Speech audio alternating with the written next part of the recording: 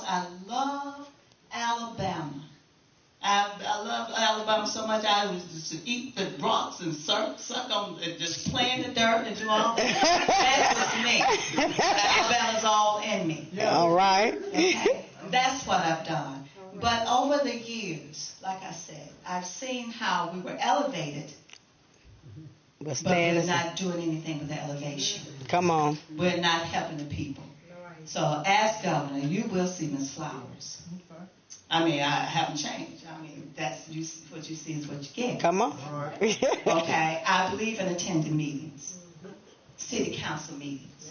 Just there the other day, just there Tuesday, to see what is going on with the redistricting and all of these issues that we're having. What are you doing with the money? Yeah. See, that's what you are. Yeah. Right. What are you doing? I believe in accountability for those we put in leadership, but I believe in accountability for each and every one of you all. Don't you know we are each other's keeper? Come on. Come on. We're supposed to do these things, and that's why it's important. When I think about America, America is a democratic republic. And I'm going to share with you how God broke it down to me. Okay? He said the republic consists of the citizens and the representative. That's the body. All right. The democracy part of it is the spirit that drives, that unctions, that moves the body. All right. Come on, teacher. So now we're going to have to see. What is it about the democracy? Now, we've heard this a lot when Trump and Harris was vying for that position of president. And you heard a lot. On the Democratic side, democracy. The democracy is being threatened. The question is, since democracy is the spirit that drives the body, we have to ask, well, what kind of spirit is it? Come on. All right. All right. Because we know the history of how Democrats were and how Republicans were. We know that. And we know based on how things change.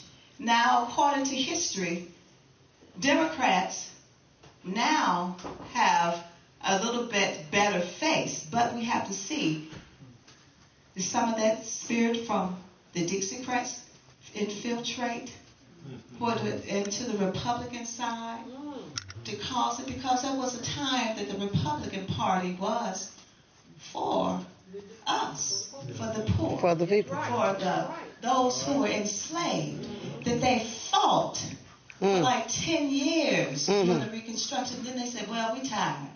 So the thing is, well, when did it change? Yes. It changed when those Dixiecrats who started infiltrating, and I'm not upholding the Republican Party because it's just both. I mean, Republican Orange is messed up now. But because of the infiltration of those who are wicked-minded, who wanted to continue the slave trade, and those infiltrated. So knowing our history is so important to us as a people, because if you don't know the history, you gotta know where you're going. There you go. What you do? What? You'll fall for anything. We need to know. So I'm gonna pause there. And you questions, because I'm just giving you my heart. So I want to give you an opportunity to address those same questions that were asked.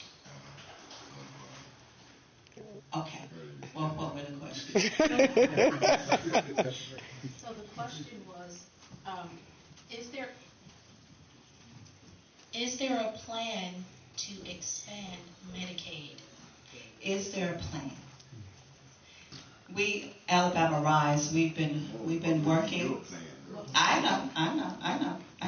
I don't join myself with somebody that I don't agree with. We have been working on that. We've been fighting for that. As it stands, is that Alabama truly can afford to expand Medicaid. That's right. You heard the stats.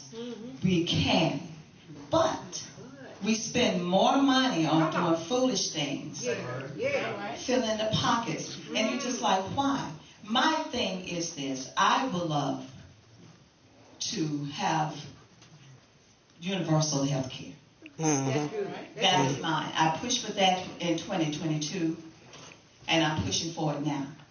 Okay? You know, at any time, because being a vocational rehabilitation counselor, I realize that at any time, you could be walking upright just right now. And then you can fall and or trip over, and next thing you know, you have a disability. At any time. At any given time. And these things are costly. Yes, they are. For rehabilitation, you know, for to go through and medication, work up your muscles or do all that, and the medication and everything's expensive. People, no matter how much money you have, we do know money can't save you. No. Okay, we know that wealth is what the word says. It is some power. It is some power, but it can't give you health, good health. No matter how you strive, it can't bring these things. So universal health care is very needed for everybody. Something that is affordable. Where it stands is that with the Obama health care, many of us can't fit in that category because we make a little bit too much money. Okay. It's now illustration. you don't fit for Medicaid.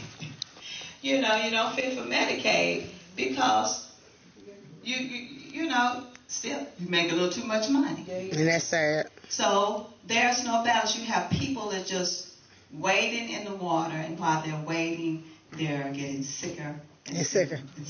So we do need to help. And along with that Medicaid expansion, my thing is also to ensure that our physicians, just because you're a doctor don't mean that you are a good doctor.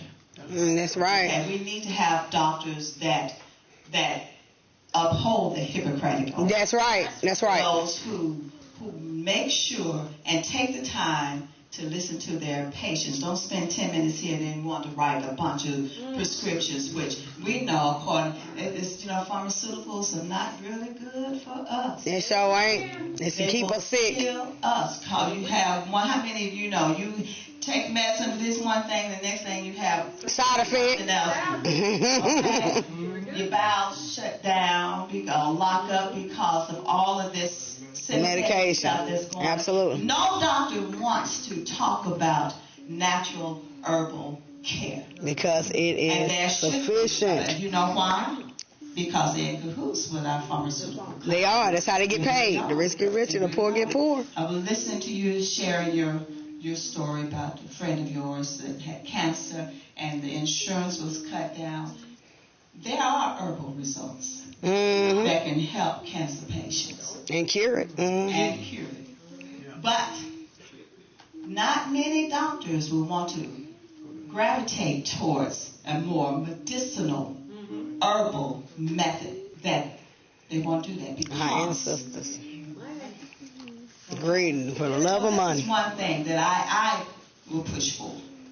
That they will give the patients a balance, give them choices. Yes. Okay? And when they choose this, know which one, know what you're doing as physicians. Know that this will be a good one or that would be a good one. Give them that option and be equipped. If you don't know how to administer that, refer them to someone else who does. That's right. That's right. We know we have Chinese health here, acupuncture. We have all these things. We have those who deal with herbs and roots and that are very helpful. So I would like to get with you after this to share something with your friend.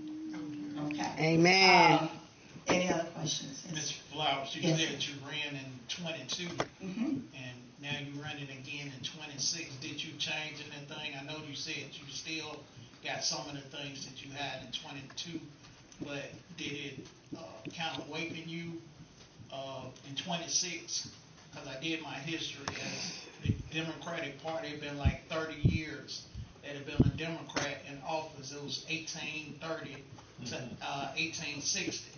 So I know you're passionate about what God put on your heart to kind of move forward in Alabama. So what was, as a governor, what would you bring to the table to now? Well, the first question you asked, had anything changed? No. You can't change something that's been there forever. There you go. All right. You know, my thing is you got to see it as it is.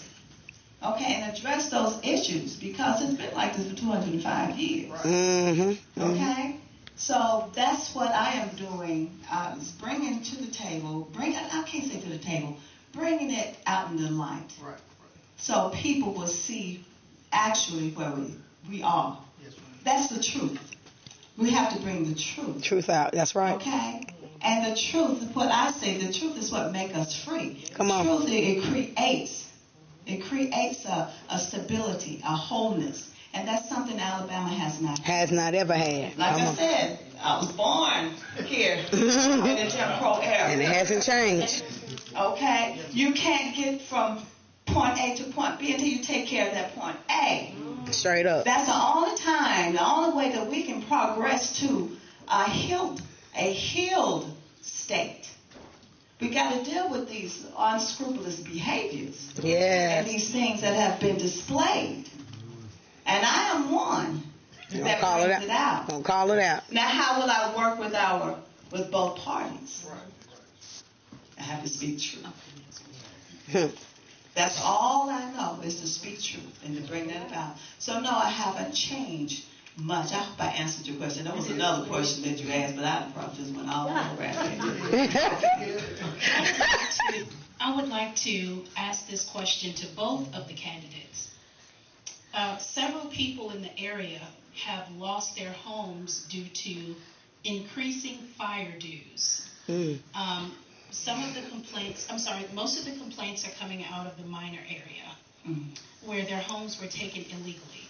Is there a plan to hold these fire departments accountable for taking individuals' homes and increasing fire dues while not doing their jobs, such as checking